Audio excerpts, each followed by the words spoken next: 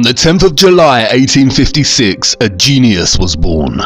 Nikola Tesla, a Serbian-American, would go on to discover and innovate some of history's greatest inventions. Without Tesla, we would not have access to electricity like we do. Tesla designed alternating current electricity, the system used across the Earth today.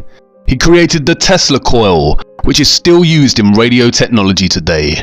His inventions include, but are not limited to, dynamos, which are electrical generators similar to batteries, the induction motor. He discovered radar technology, X-ray technology, remote control, and the rotating magnet field, the basis for most alternating current machinery. He designed the first hydroelectric power plant and laid the foundation for wireless technologies with his Tesla coil. Tesla also invented many things that were a huge threat to the satanic cabal elite.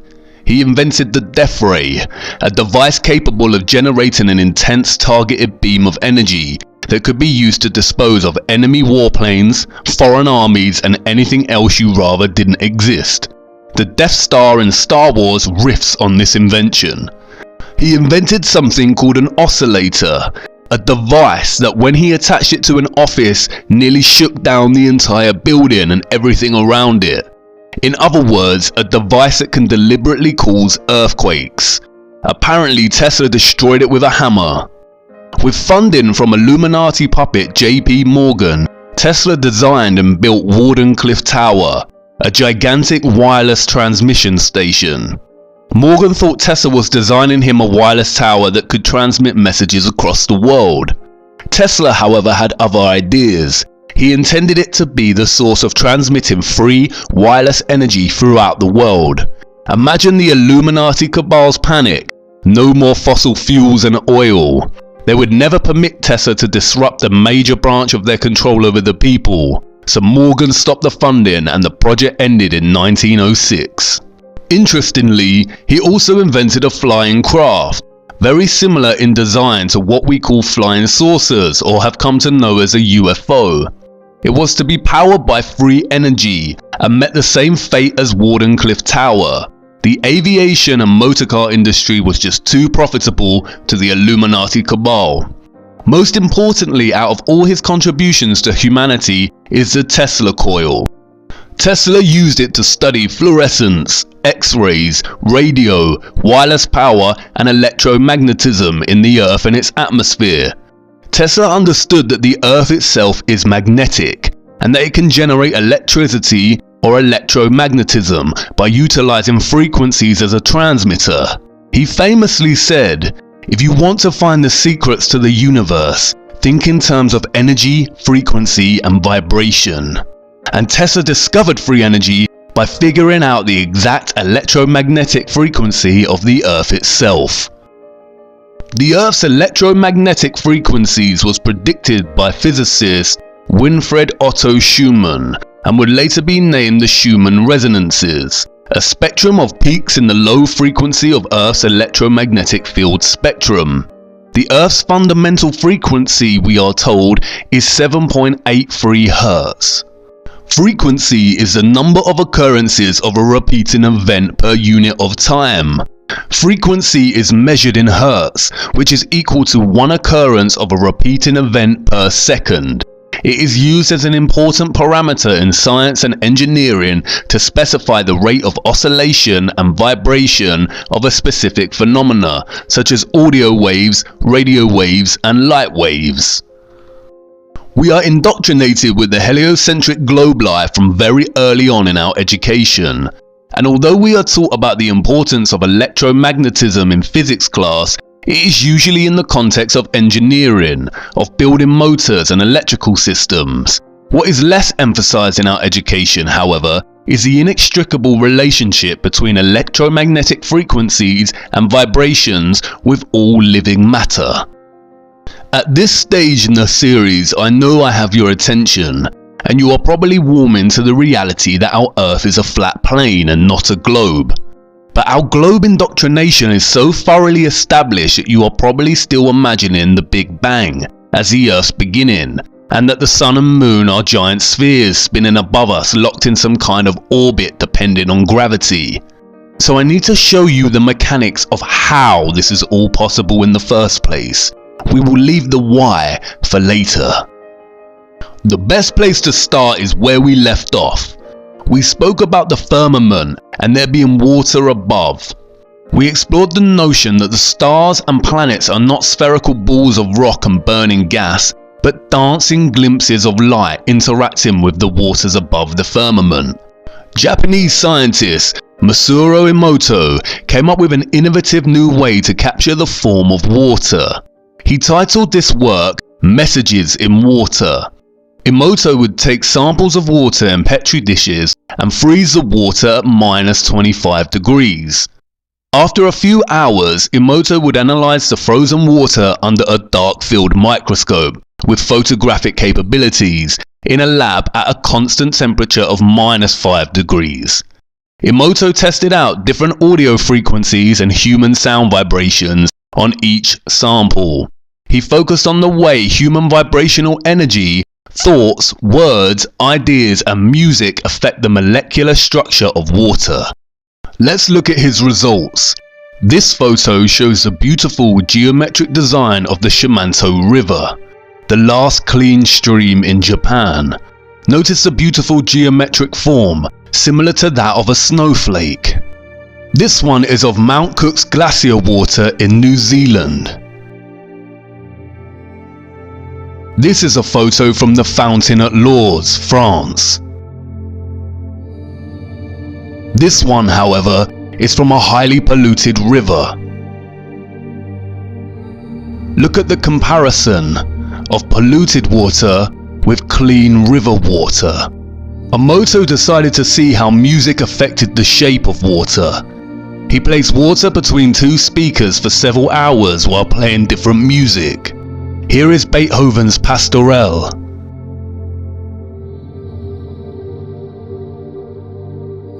This one is Bach's Air on the G string. This one, Chopin's Farewell Waltz. This one from Generic Healing Music. Look at this shape produced by the Kawachi folk dance.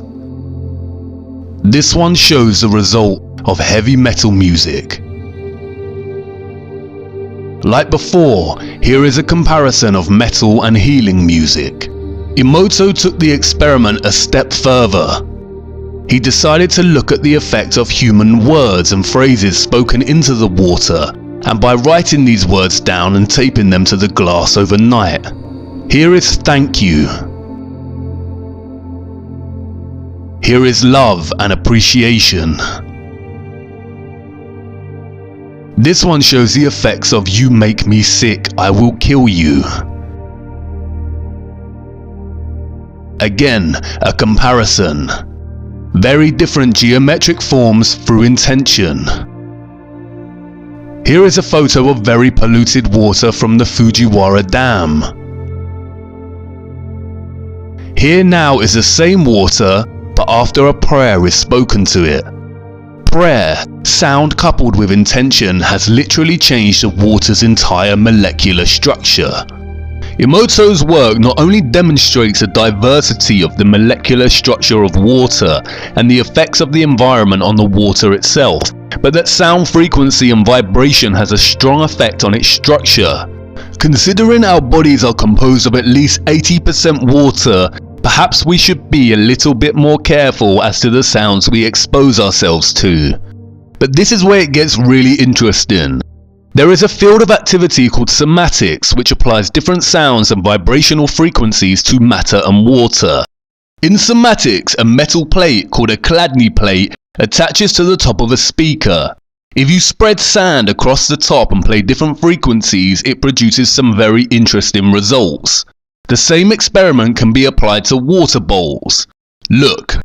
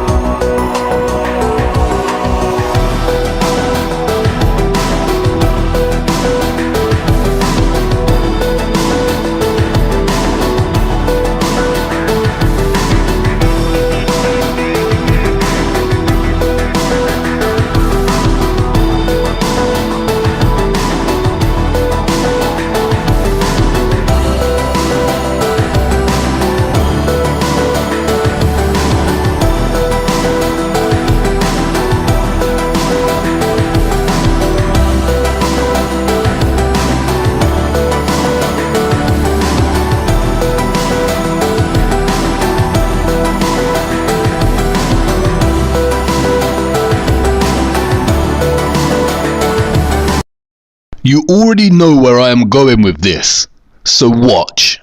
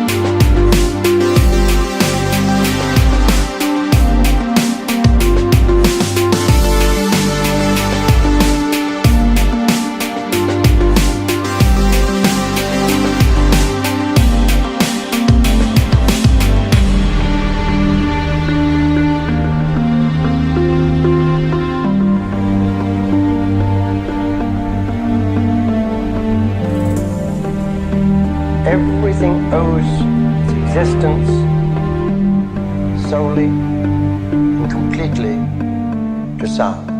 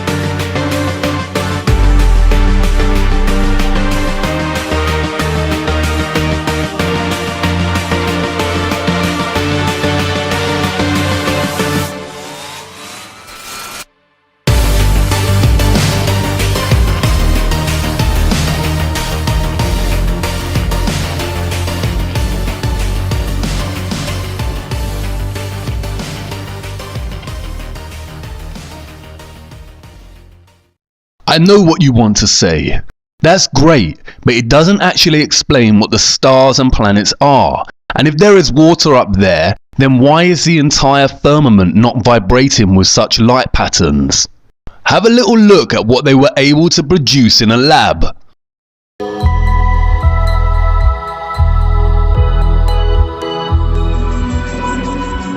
This star in a jar is made when a sound wave is passed through a small bubble inside a flask of liquid.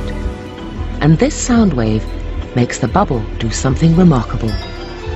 First it expands, Then it collapses. And this collapse happens so violently that vapor molecules trapped inside the bubble slam together and heat up so much that the bubble gives off an incredible burst of heat and light, several thousand times a second, giving the appearance of a star.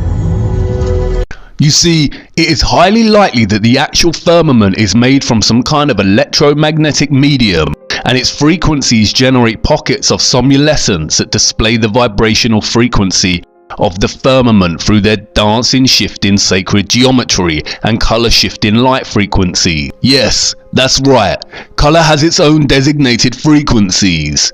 And is this why in the Hunger Games, the heroes are able to deactivate the dome above them by disrupting its electrical current? Again, hidden in plain sight. The force field. It's a dome. We're at the edge of the arena. And it is very interesting that, like reference to the firmament, the ancient biblical texts of our world offer insight into the origins of the Earth's creation and all matter. In the beginning was the Word, and the Word was with God, and the Word was God. And God said, "Let there be light," and there was light.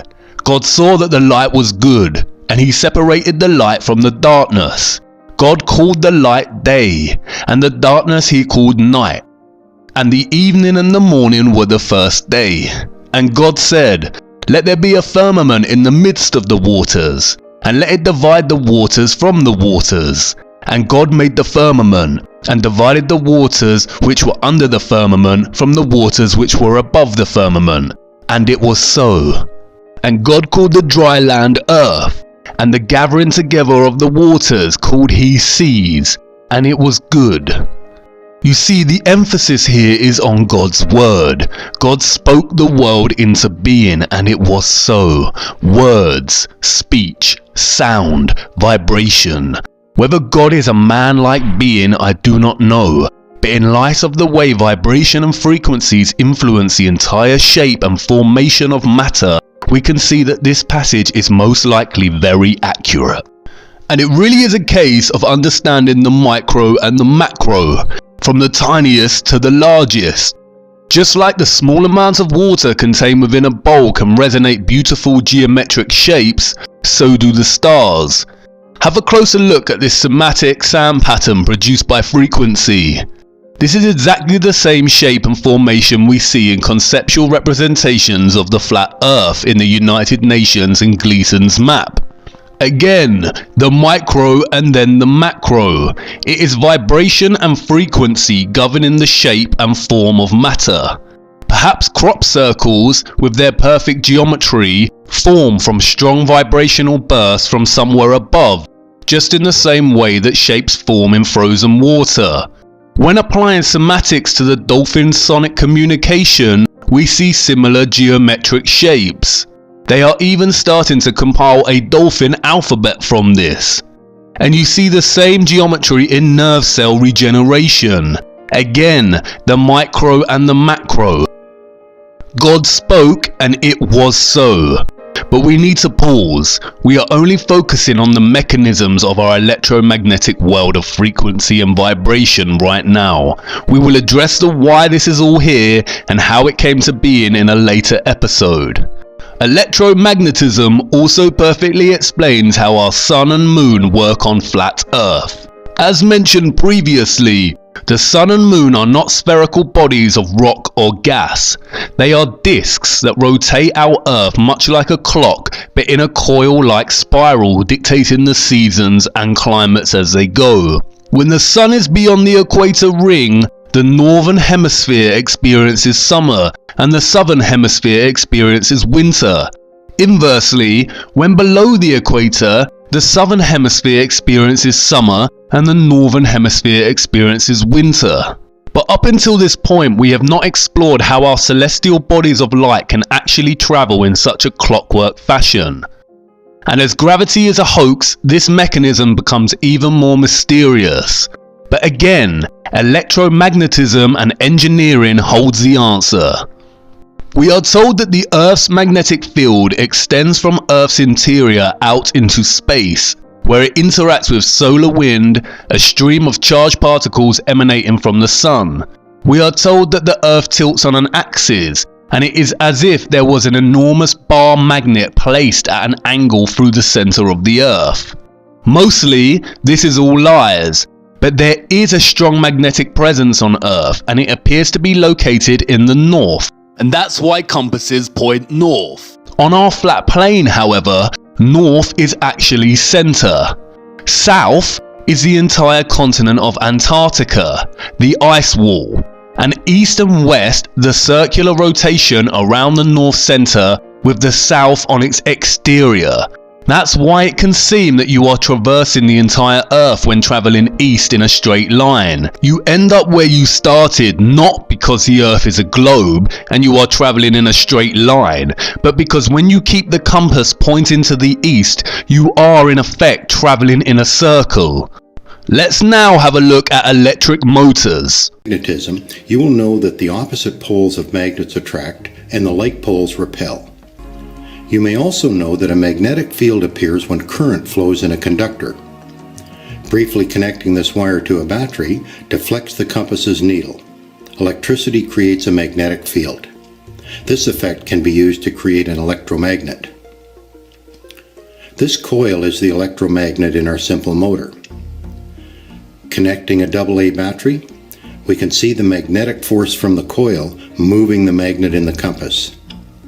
The coil is polarized. One side is north, the other is south. Let's start construction of our motor by creating the coil. Slide the permanent magnet into place. It doesn't matter which pole is up. Touching the leads to a single AA battery should cause the coil to bounce. If the coil is balanced and all electrical connections are completed, the motor should start. This is a commercially made DC motor. It is significantly more powerful and efficient than our simple motor. It accomplishes this with strong permanent magnets and large coils wound on an armature, and a method for controlling the polarity of the coil's magnetic field. As you can see, electric current produces a magnetic field. Inversely, magnetic fields can also be used to make electric currents. It works both ways. What came first in terms of Earth is really a matter of the chicken and the egg, and we will explore this and the source of magnetism in a later episode. To understand how the sun and moon function as electromagnetic luminaries, it is necessary to look at the Faraday effect. Let's switch it on, let's see what it does. Through this coil of thick wire, we're about to pass a huge alternating electric current. On top is a 1 kilogram aluminium plate. So we hear this noise. What's that noise? It's the vibration of the plate because it's vibrating at 2 times the frequency of this one. Whoa! Whoa! How does it do that? To find out, I've come to the place where it all started, the Royal Institution in London. This is the key to Faraday's magnetic lab. It's amazing that lock still works. From the 1870s onwards it became a storeroom, which is why it survived, and it survived intact, all the joinery, giant electromagnet, exactly the same as Faraday So this is exactly as Faraday would have had. That's right, yep. In Faraday's time, it was known that electric current creates a magnetic field, but it remained an open question whether the reverse is possible, if a magnetic field could generate electric current. Faraday answered this question with his most famous apparatus. Faraday's electromagnetic induction ring, which is this. In August 1831, Faraday wrapped 2 coils of insulated wire around this iron ring. But in 1831, you could not go down to your local electrical hardware shop and ask for X hundred meters of insulated wire. You had to insulate the wire as you went, and so as you pushed and pulled the wire out of the ring, you had to insulate it. It takes 10 working days, which is a huge investment of time. But the investment paid off. When Faraday connected a battery to one of the coils, he saw a brief pulse of current in the other coil. And when he disconnected the battery, he saw a pulse of current in the other direction. He realized that current was induced in the second coil only when the magnetic field through it was changing. And if they hadn't been wrapped on the same ring, Faraday may have noticed that the 2 coils repel each other when the current is induced, and that's due to the interaction of their magnetic fields. Which brings us back to this. Through the bottom coil, we are passing a huge electric current, 800 amps, which alternates in direction 900 times per second. This ensures there will always be a changing magnetic field above the coil. Instead of a second coil, we're using the aluminium plate, but the principle is the same. The changing magnetic field induces currents in the plate that create an opposing magnetic field, so it levitates. How awesome is that? The opposing electromagnetic fields here cause the plate to levitate. Really think about it. If gravity actually existed and was such a powerful force, then this would not be possible. The opposing electromagnetic fields cause the plate to lock or levitate. Gravity does not even enter the equation. Just pure, repeatable and demonstrable science. We can see the same thing here. Of the magnets, you see if I can move it on the side, it will again pivot around the axis of the magnet, because it makes sure that the magnetic field inside of it stays the same. Right. It's astonishing. Can you put it on the track for us? Yeah. I just levitate it above the track quite high, and I can just rotate it. So it's actually floating above the surface. Yeah, it's not floating, it's locked above the surface. So you could tilt it at an angle and it would still fly around. Yeah, I can do it like this, and it will just go around like this. I can just go and put it at different height, and then like this. And lock it at the height. Lock it, yeah, different height, different configuration. Right. And I can even lock it at opposite way. If you could just hold for a minute. Okay. High. I'm doing the same thing. I'm locking it upside down, and then it is suspended.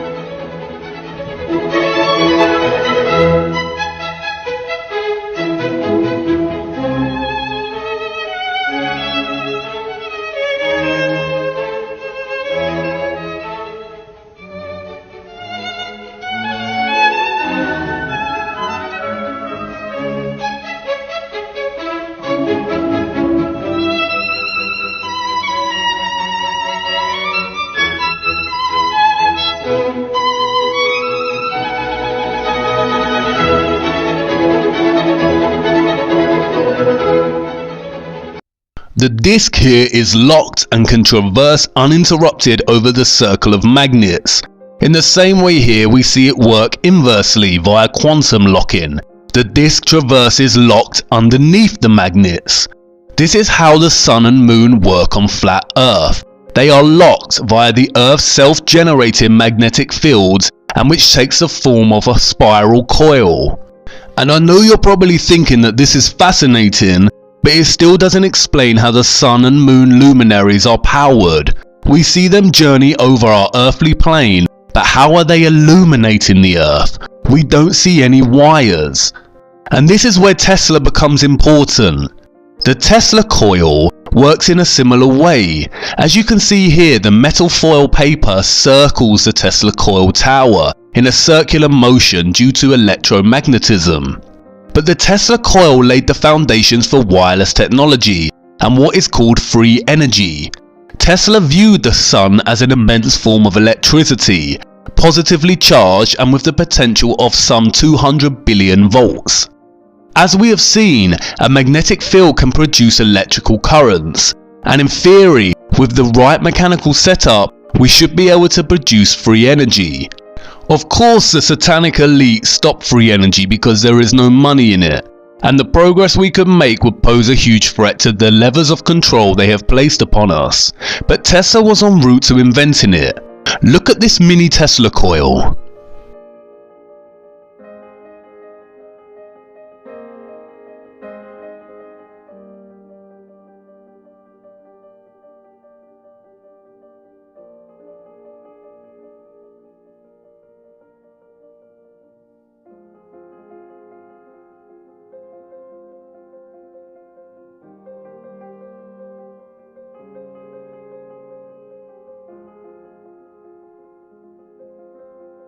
You see, the light bulb is charged and illuminated without any wires.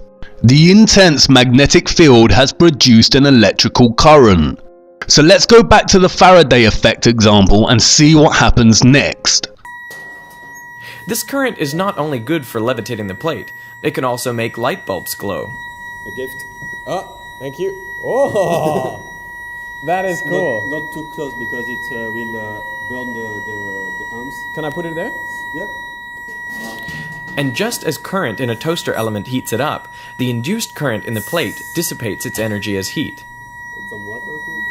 Thank you. Yeah, to see the temperature. Check out how hot this plate is. Oh, that is nuts. Is this your favorite demo? It's like a flying barbecue or something. Tell me this is not the best dinner table centerpiece. It levitates, it gives you light, and you can cook on it, and all the while you're demonstrating Faraday's law of electromagnetic induction.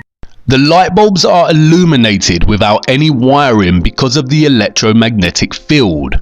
In essence, this picture here is our Sun. Remember, the micro and the macro. And it opens a door to speculating on the nature of the Moon. The Sun and the Moon are the same size. If the Sun is positively charged, then could the Moon be its negatively charged counterpart, like we see in a battery? Could that explain why the nature of moonlight is oppositional to sunlight? Or could the Moon be an old malfunctioning Sun? Perhaps that explains the lunar moon phases, or its waxing and waning.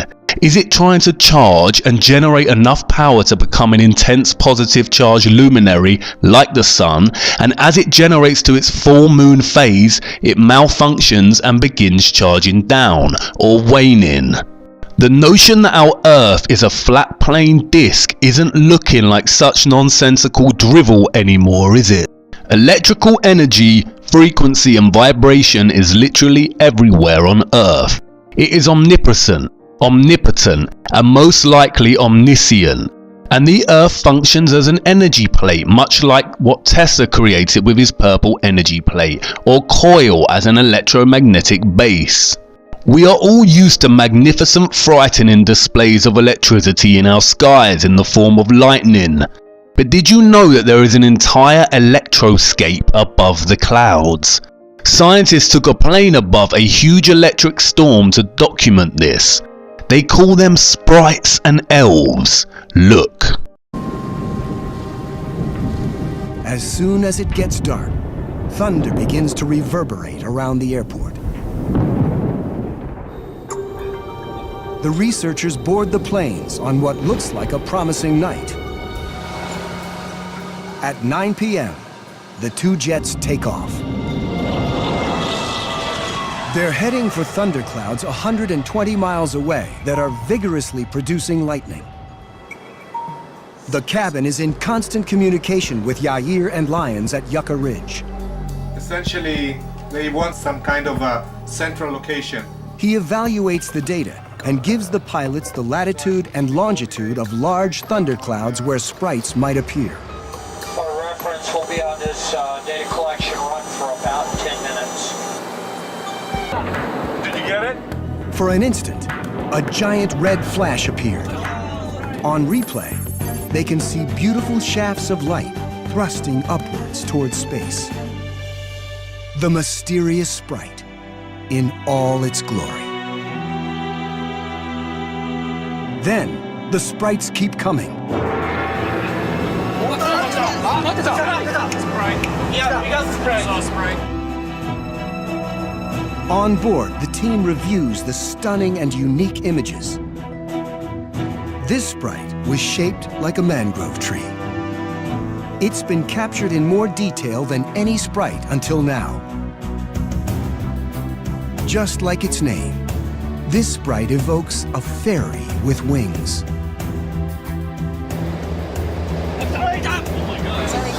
Yeah, very big jellyfish. It's pretty. Very pretty.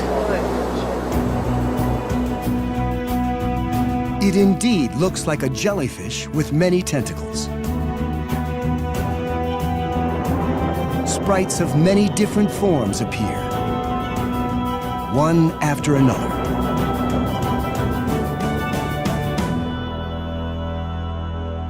Seen up close, they have a variety of shapes. Eventually, a sprite appears that demands special attention. This is spectacular. The umbrella-like top of this sprite. You can see that they are coming from the firmament above. In this still, you can actually see what looks like the surface of the firmament illuminating. This is most likely what causes thunder and lightning in the first place. Powerful bursts of electrical discharge from the electromagnetic firmament, which instills electricity into the clouds and atmosphere below, and which is then expressed in the form of lightning. Again, the ancient texts tell us this. And other things I saw concerning lightning, how some of the stars rise and become lightning, but cannot lose their form. It's been proven that lightning excites the Schumann resonance, the electromagnetic heartbeat of the Earth. Again, electrical energy, frequency and vibration is literally everywhere on Earth. Think about the oceans. Water is a well-established conductor of electricity. Seawater has a salinity of roughly 3.5%, which is composed primarily of sodium or salt. Sodium is one of the 4 electrolytes. Our bodies cannot survive without sufficient electrolytes. These electrical ions literally regulate our blood volume and pressure, our cells, muscles, hormones and organs. Look at an electrolytic cell and then a voltaic or battery cell. Both are very similar in nature and both look very similar to the models of Flat Earth itself. Again, the micro and the macro. Furthermore, look at someone who has been struck by lightning. Look at the scar. It looks like a tree or a tree's roots. Electricity, vibration and frequency again creating form. Trees are often exposed during storms. Could this be why the fruits that grow on trees are acidic in nature, just like batteries contain battery acid? Water is also diamagnetic, meaning it repels a magnetic field. This explains the tides. The magnetic fields generated by the sun and the moon influence the movement, ebb and flow and height of the oceans as they journey above over our flat Earth. This causes the oceans to fluctuate between high and low tides due to being repelled by magnetism and then released. Look.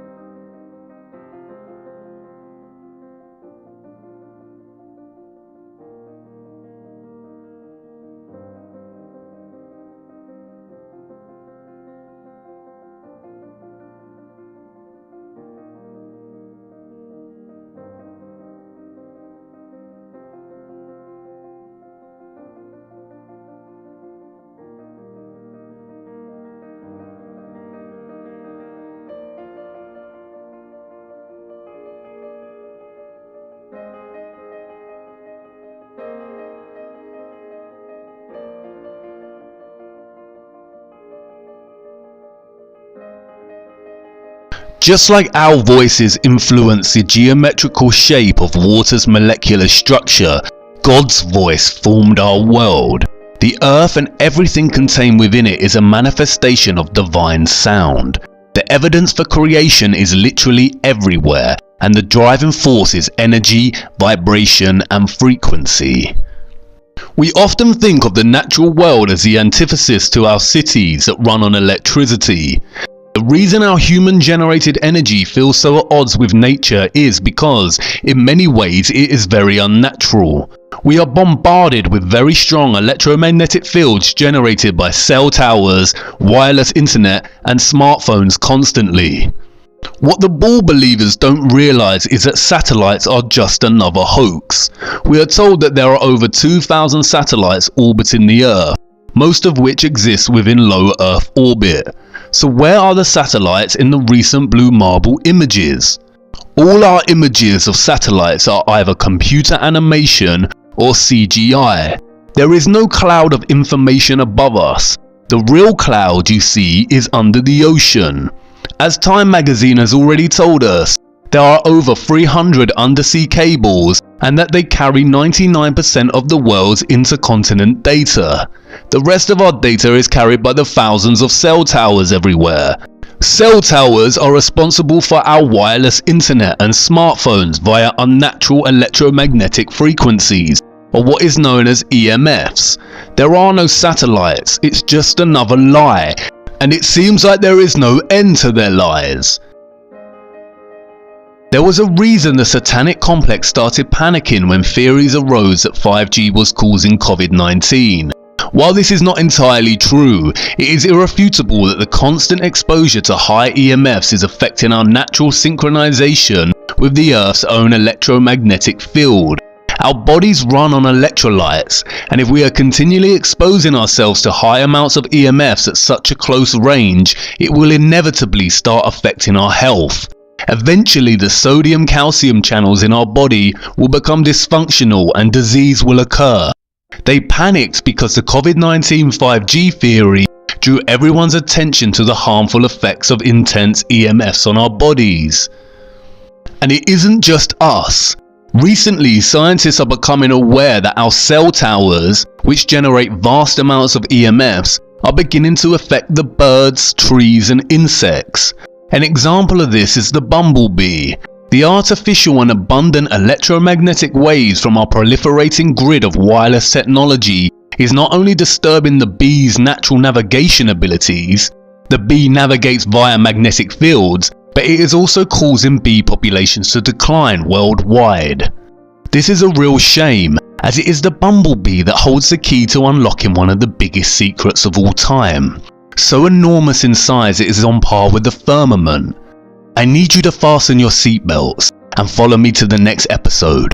What I am about to show you has the potential to change your entire perspective of our world forever.